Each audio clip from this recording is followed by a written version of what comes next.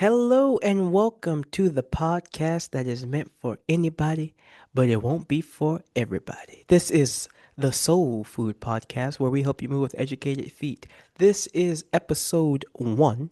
If you missed episode zero, go ahead and check that out. If you think I'm wearing the same outfit, you're wrong. I'm your host, Ricky Bridges, here with you once again to talk today about the concept of whiteness, both institutional whiteness and racialized whiteness. Um, Now, as you may have heard or watched from episode zero, you know that this is Fresh Kicks, where we talk a little bit about what I got going on. Okay, so let me see. What's been going on with me? Hmm. Well, okay.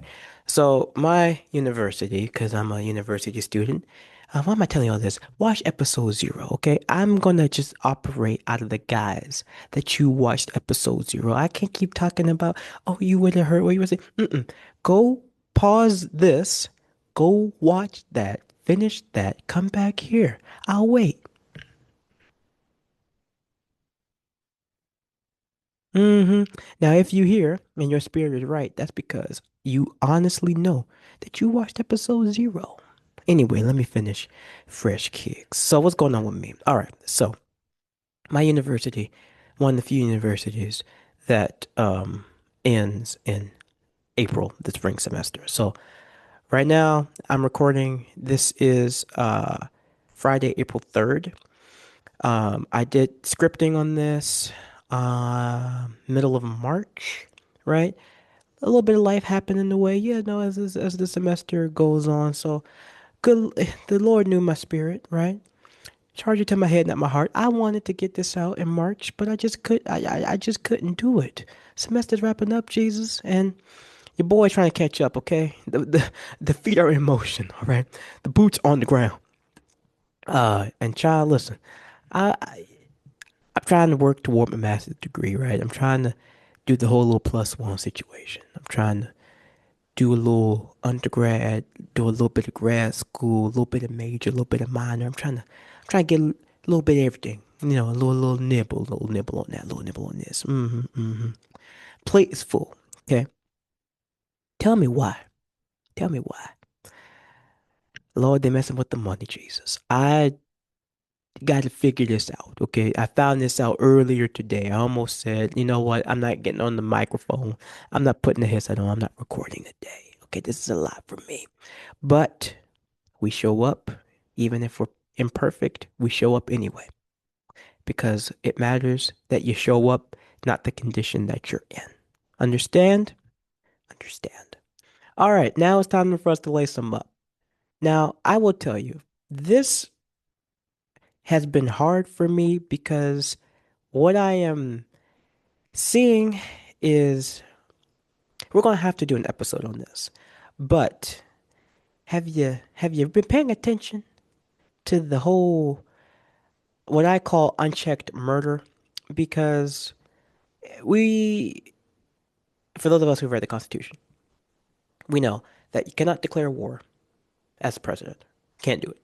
The Congress has the power to declare war, just like the Congress has the power to uh, implement tariffs. That's a fun thing, I think. Some of us may have forgotten. So I'm not going to call what's happening in Iran war. I'm going to call it unchecked murder. Unchecked by whom, you may ask? Everybody. Everybody. That's who. Um, I will do an episode on the three powers involved. Yes, the three powers involved. Of course, you got the main, your star, America. You've got Iran, and then right in the background is Israel. Mm-hmm. All up in the mix, all up in the Kool-Aid. Don't even know the flavor. So, like I said, this is an ongoing thing. It's one of those things where you try to cover it one day, and then the next day there's a new thing. So while I do have a vision of doing an episode on those three powers, trying to get all of everything as far as current events go will be challenging. But what I will try my best to do is give a little bit of history, a little bit of context right now, and then of course in the episode on those three that will definitely happen rather soon. So let's talk about what the powers say is the reason behind this unchecked murder. Nuclear weapons. Nuclear weapons are what the US and Israel do not want Iran to have. They do not want them enriching their uh, uranium, their nuclear, anything. They don't want this. Now, this has been a thing that's been going on before I was on this planet. And to be quite honest with you, I don't know how y'all were living without me, but that's what was happening at a certain point on this planet. It's okay, I'm here now. And look at the mess that I'm seeing. Now that's what they say out in the cameras out in front, you know. Do I buy that? No. Um, I find the US to be rather hypocritical because, and we may talk about this in the future, do you remember the Manhattan Project? Japan remembers. Yeah, Hiroshima and Nagasaki, they remember the power of nuclear weaponry. And correct me if I'm wrong, I did mean to fact check this earlier, but I can't think of any other country that dropped nuclear atomic weaponry on any other country except for America. So usually you are afraid of what someone can do, especially if you yourself have done it. Now, also, that's been lost in this because the reasons that the president gives for why this unchecked murder is happening is the desire for a new regime. Get used to that. Not because that's going to be something that gets used later, trust me, with Cuba. Keep your eyes on Cuba. That has been the reason for the capture of President Maduro of Venezuela. Yes, do not forget, we have another country's president here. I believe President Maduro was taken to New York, where he was arraigned. Every day that we wake up, live, breathe, have a good day, have a bad day, another country's president is here. And while that's happening, while one president is here, the unchecked murder is happening, and Cuba is pretty much having what can be called a genocide at this point. We will talk more about Cuba in the future. But the US has always given that logic line of reasoning for why they do what they do. Uh, it's always about a new regime. Now, before, um, right now there's a new supreme leader. Iran has only had three supreme leaders. What we understand Iran to be is today an Islamic republic. Before it was an Islamic republic, Iran was a monarchy, believe it or not. So before they had supreme leaders in 1979, so pre-1979, Iran was a monarchy and they had a Shah. The reason they had a Shah was because in 1953, uh, the global northern powers, mainly Britain and the US, staged a coup that got the prime minister at the time taken out of power, and the Shah was installed in power, and he was the best friend of the global north. I mean, he did what they wanted them to do. They said jump. He said, is this high enough? They said no, and he jumped even higher. That point in time, Iran was a very, very friendly U.S. ally. So, they was like this. They was like locked in together. And then the people in Iran were not rocking with the Shah because of how Western uh, Iran was becoming. It was becoming a little too globally north for a globally southern place. And so, usually, what happens when people don't like their leaders are they protest. And your boy, the Shah, rolled up out of there. He ends up coming to the U.S. for refuge and actually gets medical treatment while he's over here. And while he's gone, the Iranian Revolution 1979 happens. So the way we understand Iran is a 47-year-old line of thinking and understanding. there are people in our lives who are older than the Republic of Iran. But it's the Iranian Revolution that takes Iran from a monarchy to a republic. It makes a less global North country become a more Islamic country. And of course, through that shift comes a change in allegiance to where Israel and US ain't really you my boo, you my baby, you my homie, you my homegirl. Mm-mm. It was you are very much my up. Stay over there. We don't want you, don't need you. Go over there. So that's a little bit of context on that whole thing. Uh, Very rushed 73 years I just gave you just now. Uh, but that helps with a little bit of context what's happening right now and why things are so adversarial and why it seems as though on a whim these issues seem to resume out of nowhere. It's not out of nowhere. It's not. Of course, you may have also seen and felt the fact that the unchecked murder has led to a very peculiar operation of the Strait of Hormuz, to where if you're an American, you may say, okay, the strait is closed. It's not closed per se, it's selectively open. For the US, it's closed, of course. So what that means is higher gas prices, but don't just think higher gas prices because oil is the fuel for everything. It's how your groceries get from the loading dock to the actual store.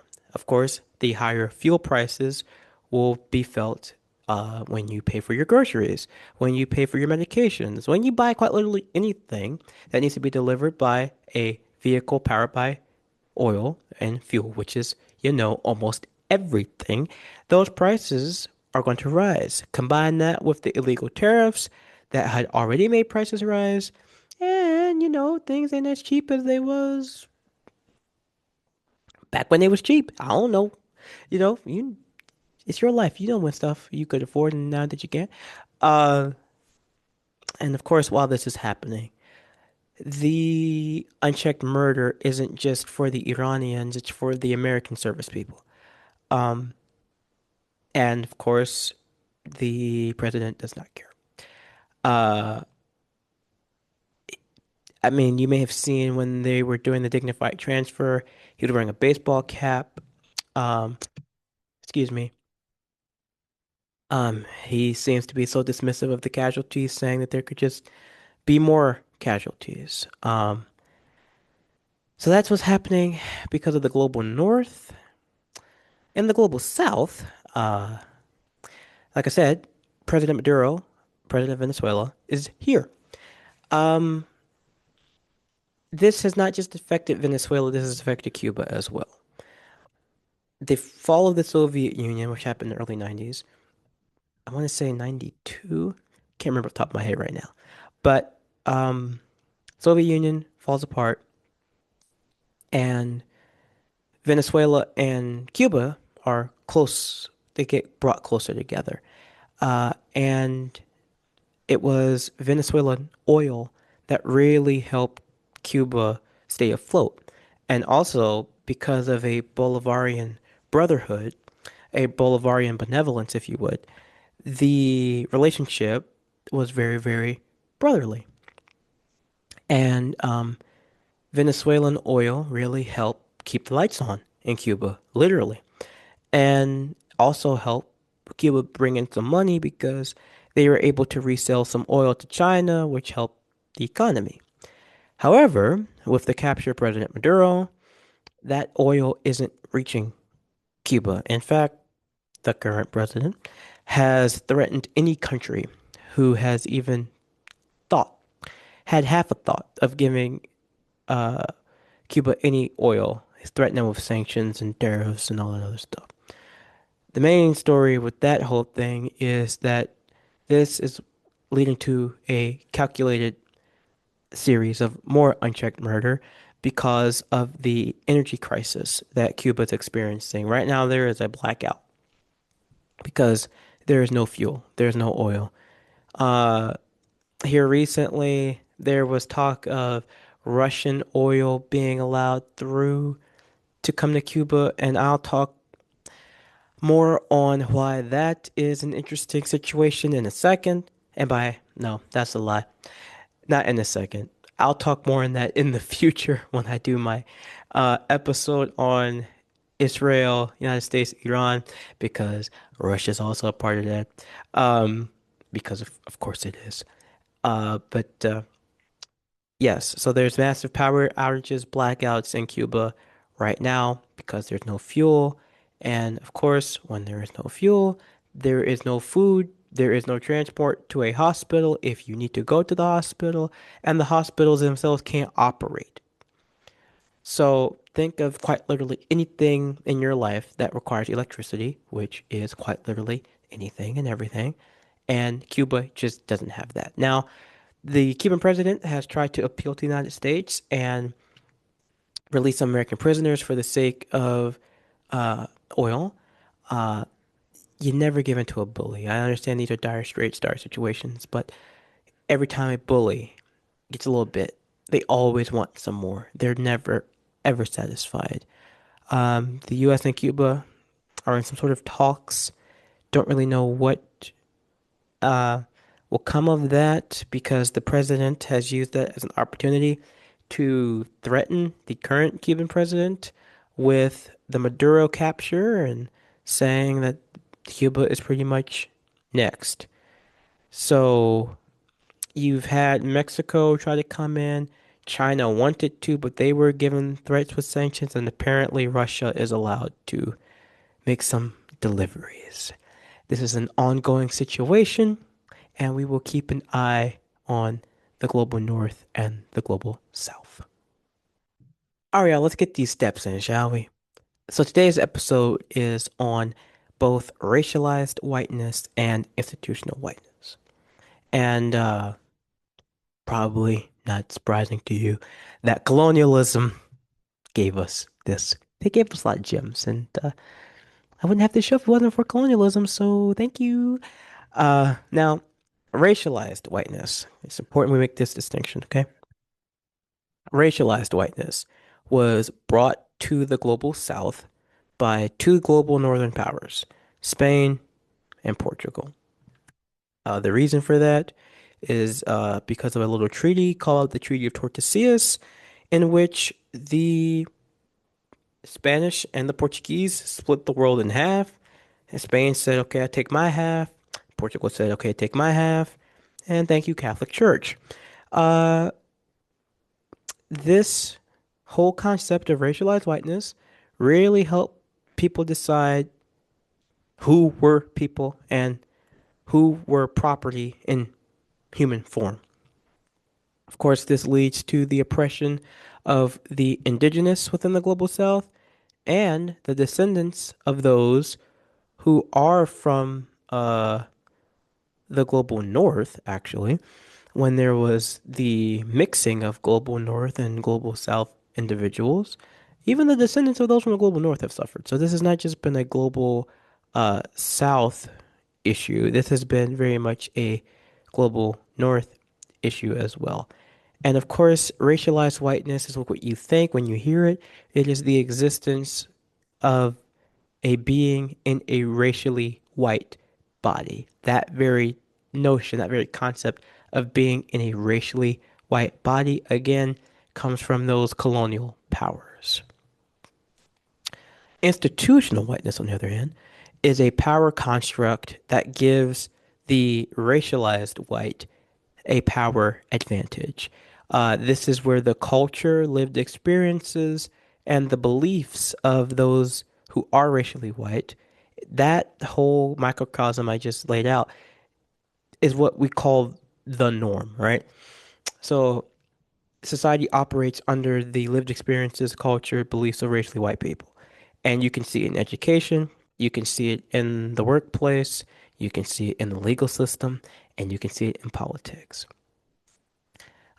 This, of course, makes it, I don't want to say impossible because it's not impossible, but for those who are in a racially white body, it makes it harder for them to detect white privilege because everything feels so normal for them. Everything just works, everything just fits. And so, in their minds, everybody's getting that. And it's like, no, No, sir, no, ma'am, no ham, no turkey. It ain't going that way for me. And, a lot of racially white people be like, what do you mean? And it's like, hey, this whole thing was set up for you. Uh, it really set up for me like that.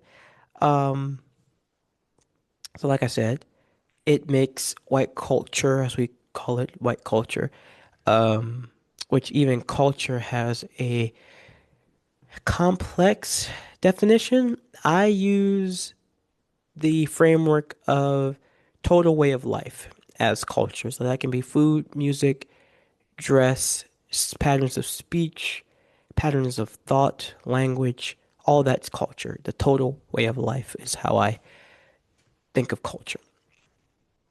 But institutional whiteness leads to white culture being treated as the norm, and the existence of white privilege is very much invisible for the racially white. Now, what if you're not racially white? Me, um, well then, some people like me say, okay, I'm gonna keep being me. I didn't realize how rare of a stance that was until I was surrounded by those who don't do it. Um, and instead, what do? They assimilate. So there's code switching. Uh, that's a big one. They change their pattern of speech. They change their tones of voice. They change their hairstyles, their styles of dress, all to meet the norm, or as they'll call it, to be more professional. And it's like, okay, what does that mean? Um, you start to see the way colonialism seeps into what professional is or what well-educated sounds like or looks like. Who decided that?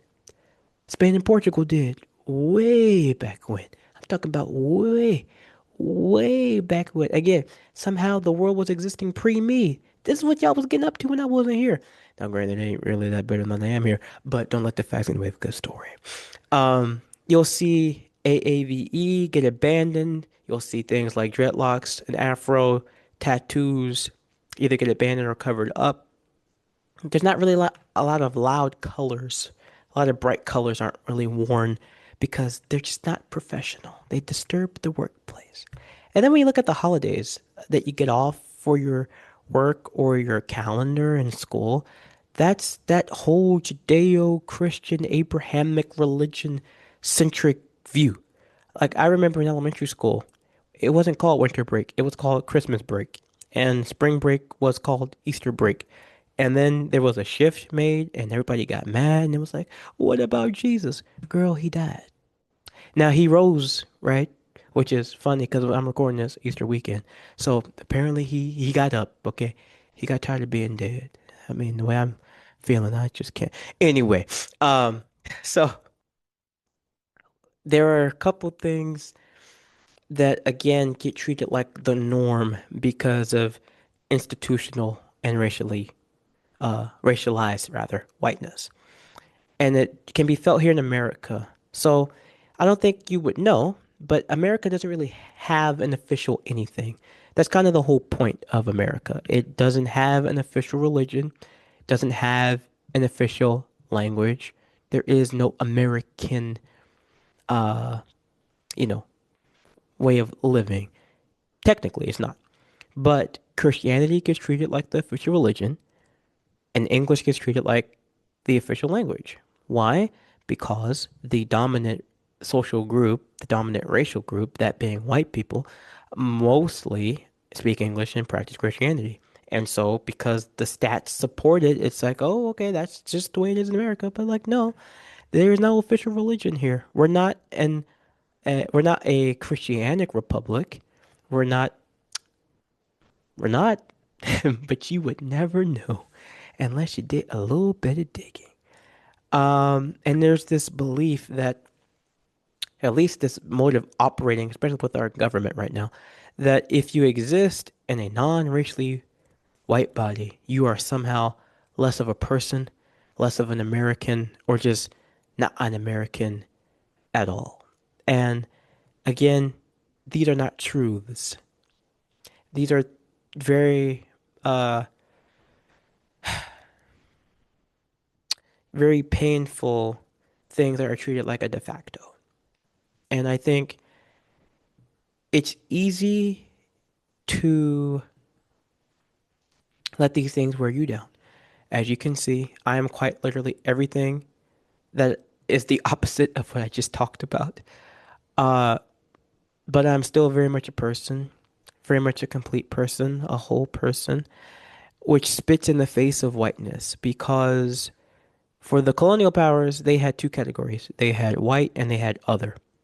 A man actually meant you were a European biological male, and woman meant you were a European or a descendant of someone from Europe, biological female.